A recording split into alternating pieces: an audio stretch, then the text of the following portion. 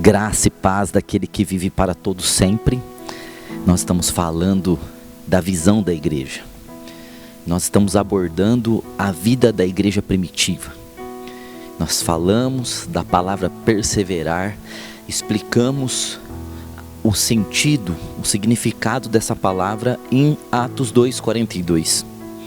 E nós queremos agora continuar discorrendo a respeito de Atos 2:42, porque Atos 2:42, meus irmãos, é uma chave que abre o livro de Atos, a vida dos apóstolos, e abre para a nossa vida hoje, porque Deus não mudou e sua palavra não mudou, e os mesmos princípios, as mesmas colunas, as mesmas atitudes, os mesmos fundamentos que a igreja primitiva possuía, nós hoje, que somos a igreja da última hora, do último tempo, nós devemos ter as mesmas atitudes, os mesmos princípios, os mesmos fundamentos, as mesmas colunas.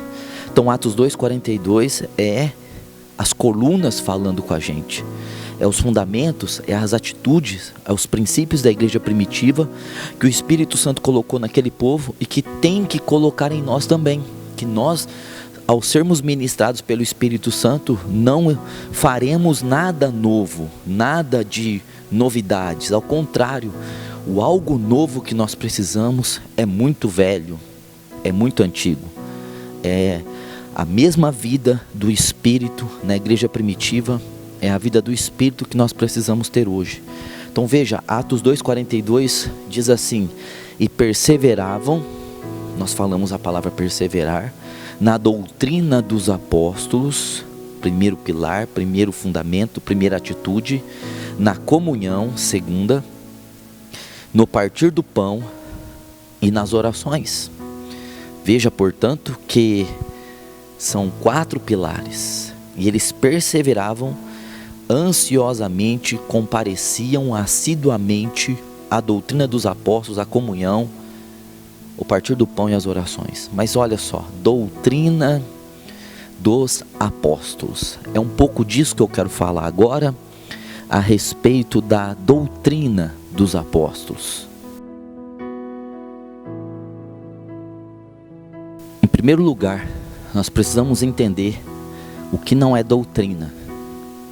Bom, por ser usado essa palavra em circuitos evangélicos antigos, principalmente os pentecostais clássicos, aqueles pentecostais que são raízes de 1910, né? E eles vieram, e existe até hoje um pouco desse pentecostalismo clássico. Eles usavam a palavra doutrina de uma maneira que, ao meu ver, está equivocada, porque na verdade a palavra que eles deveriam usar era a palavra dogma. Ou seja, um dogma é uma lei instituída por um grupo para organizar o grupo. Ou seja, então, antigamente, quando eu me converti, em 94, quando nós falávamos doutrina, nós pensávamos no quê? Em usos e costumes. Nós pensávamos em roupas, em corte de cabelo, em bermudas, em jogo de futebol, em proibições. Era isso que nós pensávamos. Então nós ficávamos presos, achando que doutrinas eram esses dogmas. Então quando alguém dizia assim, nós precisamos doutrinar a igreja, nós pensávamos, nós precisamos colocar regras, leis, ordenanças, mandamentos para a igreja, para organizar, doutrinas para o culto, doutrinas para o jeito que as pessoas se vestem, certo? Doutrinas de como as pessoas devem se vestir, mas isso não é doutrina, isso são dogmas elaborados por mente humanas com a finalidade de querer melhorar os grupos religiosos. Nós aqui da igreja Avivamento, nós procuramos ao máximo não ter dogmas. Há coisas que são impossíveis. Nós temos que ter, por exemplo, dogmas no sentido do culto, a organização do culto. São dogmas. Nós começamos o nosso culto com uma oração inicial, porque tem que começar de algum jeito. Então nós decidimos começar com a oração inicial. Depois nós cantamos 3 músicas. Não tem nenhum lugar da Bíblia dizendo que temos que cantar 3. Nós poderíamos cantar 6, ou 2, ou 1, ou nem cantar. Não há nenhum registro nos dando diretrizes para isso. Depois nós vamos para a palavra de 40 minutos. Depois nós oramos, pedimos ofertas, dízimos. Isso é dogmas para organizar o culto, certo? Dentre outros. Mas nós não temos o costume de colocar dogmas nas pessoas. Nós não falamos para as pessoas que elas não podem vestir determinado tipo de roupa. Nós não temos usos e costumes como essas igrejas clássicas pentecostais possuem até hoje, porque esse também não é o sentido da palavra doutrina. Então, ao dizer isso, eu estou me referindo ao que não é doutrina. Agora, o que é a doutrina? A doutrina significa dizer que é o ensinamento das Escrituras, é a explicação clara das Escrituras, é o revelar da palavra de Deus no nosso meio, é o ensino esclarecedor para nós sermos igreja não só quando nós estamos reunidos como corpo, mas ser igreja lá fora. Nós não temos que ser igreja aqui dentro e ser do mundo lá fora. Então o ensino é justamente para isso, para nós sermos igreja, sal da terra e luz do mundo, onde nós formos. Então quando existe o ensino, não é necessário que coloquemos dogmas, porque as pessoas saberão se vestir, as pessoas saberão se comportar, porque os princípios do ensinamento cristão já traz consigo essa ética, essa educação,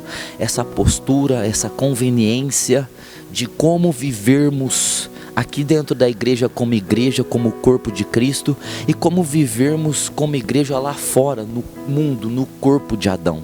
O ensinamento de Jesus já nos traz diretrizes muito sólidas e concretas para nós vivermos a palavra e expressarmos, revelarmos, exibirmos Jesus Cristo onde nós estivermos. Então, o ensino das Escrituras, o ensino que mostra os fundamentos do Evangelho. Ou seja, nós lemos aqui que eles perseveravam, na doutrina, ou seja, no ensinamento dos apóstolos. Os apóstolos ensinavam. Agora vejam, nós precisamos entender então o que é doutrina dos apóstolos aqui nesse texto. A doutrina dos apóstolos aqui nesse texto é o ensinamento que eles davam a respeito do Evangelho. A respeito do Evangelho, e o Evangelho não é só uma mensagem.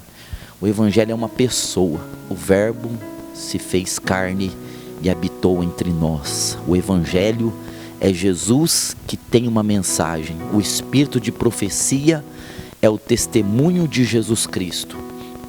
O que é o testemunho de Jesus Cristo? O que se refere o testemunho de Jesus Cristo? Refere-se a tudo que Ele é, a pessoa dEle, tudo que Ele fez, a obra dEle, e tudo que Ele falou, o ensino dEle. Então o Evangelho, ele está direcionado a esses três fundamentos: a pessoa de Jesus, a obra de Jesus e o ensino de Jesus. O Evangelho, na sua palavra, no sentido original, quer dizer boa notícia. Mas o Evangelho, no sentido coeso da Bíblia inteira, é uma pessoa que tem uma obra e que ensinou as coisas. Então a doutrina dos apóstolos se relaciona a falar o que Jesus é. Nós temos que falar o que Jesus é. Nós temos que centralizar a nossa pregação em Jesus, o que Ele é. Ele é Deus, Ele é Cristo.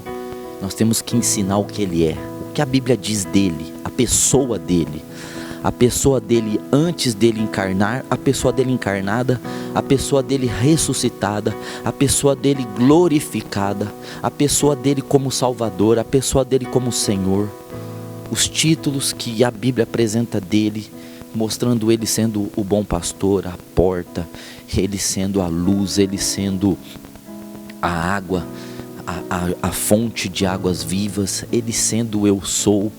Nós temos que centrar, nós temos que trazer Jesus para o centro da igreja. Vejam, e perseveravam na doutrina dos apóstolos. Eu me referi à igreja, essas 3.000 pessoas, e os próprios 120, e os 12, e Pedro, Tiago e João, que eram os principais. Eu me referi a eles dizendo que eles são judeus, que eles tinham vínculos muito fortes com a lei mosaica. Eles tinham vínculos muito fortes com a nação de Israel. Mas eles agora iam deixar de ser só israelitas para serem a igreja, o corpo de Cristo. E isso é muito importante entender, que eles eram judeus, cheios da lei de Moisés, cheios do que Elias significava, cheios dos profetas, cheios dos salmos, cheios do Pentateuco, mas a doutrina deles não se relacionava a Moisés ou a Elias, mas se relacionava a Jesus Cristo, a pessoa do Senhor Jesus Cristo. A doutrina dos apóstolos se relaciona à pessoa de Cristo. Então eles falavam da pessoa de Cristo. Pensou melhor que João, que reclinava o peito de Jesus, contando o que Jesus era. Nós vimos a sua glória, nós vimos a sua graça, nós vimos a sua plenitude. João dizendo, nós apalpamos, certo? Pedro falando, eu tive a revelação de que ele é o Cristo, o Filho do Deus vivo. Uma certa vez ele pregava e as pessoas foram embora e nós falamos com ele que as pessoas estavam indo e ele disse, vá você também, vocês também. E eu disse, Pedro dizendo, para quem iremos, se só o Senhor tem palavras de vida eterna? Então, eles ensinavam, nós vimos ele no monte, transfigurou-se, apareceu Moisés e Elias. Eu quis colocar Moisés e Elias no mesmo patamar dele, mandando fazer 3 tendas, uma para ele, uma para Moisés e outra para Elias. Mas então Deus se levantou do trono e bradou, esse é meu filho amado, a ele você deve ouvir. E Moisés e Elias desapareceu, mostrando que nós devemos apontar e falar dele. Então, doutrina dos apóstolos não é o ensino do que os apóstolos pensavam do judaísmo, o que os apóstolos pensavam do farisaísmo, o que os apóstolos pensavam da seita dos saduceus, o que os apóstolos pensavam da lei de Moisés, na letra pura. Não, a doutrina falava da vida de Jesus Cristo, falava do que ele é, da pessoa dele. Aleluias. A doutrina dos apóstolos se relaciona ao que ele fez. Então, eles perseveravam na doutrina dos apóstolos, no que Jesus é, a pessoa dele, e no que ele fez na sua obra maravilhosa, isso relacionando-se a milagres, isso se relacionando a libertações, isso relacionando ao que ele fez lá na cruz, que é sua obra maior, sua obra suprema, é a obra pela qual ele veio para morrer na cruz, às 6 horas da cruz, o que ele venceu ali, a obra dele que se relaciona aos seus milagres, curas e libertações, a sua obra na cruz e sua obra maravilhosa de ressurreição. Ele é o Senhor da vida e da ressurreição. Então veja que a doutrina dos apóstolos falava da obra dele, que ele morreu na cruz, que ele pagou o preço pelo pecado, que ele despojou Satanás, que ele cumpriu a lei, que ele cravou a lei lá na cruz, a cédula que era contrária a nós, que ele restituiu o que Adão perdeu. Isso é a obra, o que ele fez. E perseveravam na doutrina dos apóstolos significa dizer também que é o que Jesus falou. Os discípulos, aqui os apóstolos replicavam os ensinamentos, os ensinamentos, as explicações de Jesus Cristo. Então, Jesus era o centro dessa igreja, porque essa igreja era conduzida pelo Espírito Santo. E toda a igreja conduzida pelo Espírito Santo, ela vai falar de Jesus, do seu começo ao seu fim, porque o ministério do Espírito Santo é glorificar, exaltar a Jesus Cristo como Senhor de todas as coisas. Então, um pastor dirigido pelo Espírito, um obreiro dirigido pelo Espírito, uma igreja dirigida pelo Espírito, uma música dirigida pelo Espírito, ela vai engrandecer a Cristo, ela vai trazer Cristo como Senhor, como Salvador. Vejam que o Espírito Santo que deu a doutrina aos apóstolos, então eles falavam o que Jesus tinha falado com eles, e agora eles tinham o Espírito Santo, então eles falavam que o que Jesus é, o que Jesus fez e o que Jesus falou. E o Jesus tinha dito assim: quando o Espírito vier, trará revelações para vocês que eu ainda não falei, que eu ainda não trouxe. Então o Espírito trazia revelações do Evangelho da graça, do Evangelho da glória. É o Evangelho da graça, o Evangelho da glória. Então eles tiveram a revelação desse Evangelho, certo? Paulo disse: edificado sobre o fundamento dos apóstolos e profetas. Apóstolos e profetas que tiveram a revelação do Evangelho e difundiram a revelação. Paulo, ele sintetizou, ele deixou muito clara a revelação do Evangelho, as doutrinas do Evangelho, tudo que se relaciona ao Evangelho, ao mistério que estava oculto, que foi revelado a Paulo. Em uma só revelação ele soube o que era o mistério, e foi revelado a ele o mistério da igreja e de Cristo, a igreja sendo o corpo e Cristo sendo o cabeça. Então, aquilo que Jesus disse, o Espírito falará, o Espírito foi falando, foi explicando e ensinando os apóstolos, a Pedro, Tiago, João, aos demais, e a Paulo depois, e a outros e profetas, e a revelação da doutrina foi dada, e a doutrina dos apóstolos. As cartas são cartas que apóstolos escreveram, certo? E está completo. Está completamente completa essa revelação, essa doutrina, esse ensinamento. Então nós precisamos fazer com que todo o Velho Testamento se transforme na vida do Novo Testamento, porque dentro do Velho Testamento tem a revelação do Novo Testamento. E sim, o Novo Testamento, ele faz descobrir o que significa o Velho, certo?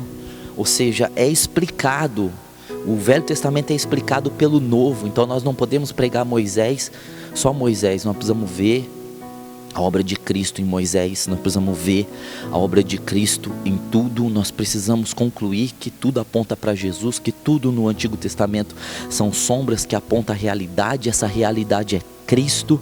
Nós precisamos olhar para o tabernáculo e não só ficar admirado com a organização daquele culto, mas o tabernáculo apontando para a igreja, apontando para Jesus. Nós precisamos enxergar as coisas do Velho Testamento com o óculos do Espírito Santo, com o binóculo do Espírito Santo, para enxergar a Jesus Cristo em cada passagem do Velho Testamento. E nós precisamos centralizar a nossa doutrina, ou seja, o nosso ensinamento em Jesus Cristo, naquilo que Ele é, a pessoa dele, naquilo que Ele fez, a obra dele, naquilo que Ele falou, o ensinamento dele. Nós precisamos pautar, nós precisamos edificar a igreja, nós precisamos construir nas pessoas uma visão muito clara, muito simples e muito coesa e muito forte do que é Jesus, do que Ele é, do que Ele fez, do que Ele falou. E ao fazermos isso, nós vamos fazer com que a igreja cresça de maneira extraordinária. Uma igreja que se preocupa com outras coisas a não ser o Evangelho, a não ser a doutrina dos apóstolos, ela está errando. Se nós não temos que pregar então a autoajuda, nós não temos que pregar esse evangelho de coaches, nós não temos que pregar o evangelho da lei, nós não temos que pregar o evangelho da meritocracia, nós precisamos pregar a doutrina dos apóstolos, que é o evangelho da graça, é o evangelho da glória, é o evangelho de Jesus Cristo, Filho de Deus. Então nós temos muita matéria para isso, nós temos uma infinidade de assuntos, porque desde Gênesis a Apocalipse, a Bíblia está falando da igreja, a Bíblia está falando da graça, e a Bíblia está falando de Jesus Cristo. O centro da Bíblia não é o homem, mas o centro de todas as coisas, não só da Bíblia, o centro de tudo é Jesus, o Filho. Vai convergir tudo nele, tudo é convergido nele, o centro do universo, o centro das coisas criadas em cima, o centro das coisas criadas embaixo, a natureza, todas as leis que existem, que regem as coisas criadas, a Bíblia e a igreja, tudo deve estar em Cristo. Cristo é o centro, Cristo deve ser o centro do nosso cristianismo. Nós não devemos centralizar nosso cristianismo nas bênçãos, nós não devemos centralizar nosso cristianismo em conquistar coisas. Isso é secundário, isso vem em segundo plano. A centralidade da nossa vida deve ser Cristo, porque Cristo é o centro de tudo e deve ser o centro da nossa vida também. Então, eles perseveravam, eles eram ansiosos por saber aquilo que Jesus fez, aquilo que Jesus falou e aquilo que Jesus é. Eles eram ansiosos em saber o que Jesus é, a pessoa de Jesus, o que Jesus fez, a sua obra e o que Jesus falou, seus ensinamentos. Eram ansiosos, estavam picando o cartão com ansiedade para saberem mais e mais e mais de Jesus. Como diz o profeta Oséias, conhecer e prosseguir em conhecer. Eles conheciam e prosseguiam e prosseguiam e prosseguiam em conhecer através da doutrina, do ensinamento dos apóstolos, que era o próprio ensinamento de Jesus Cristo, Filho de Deus.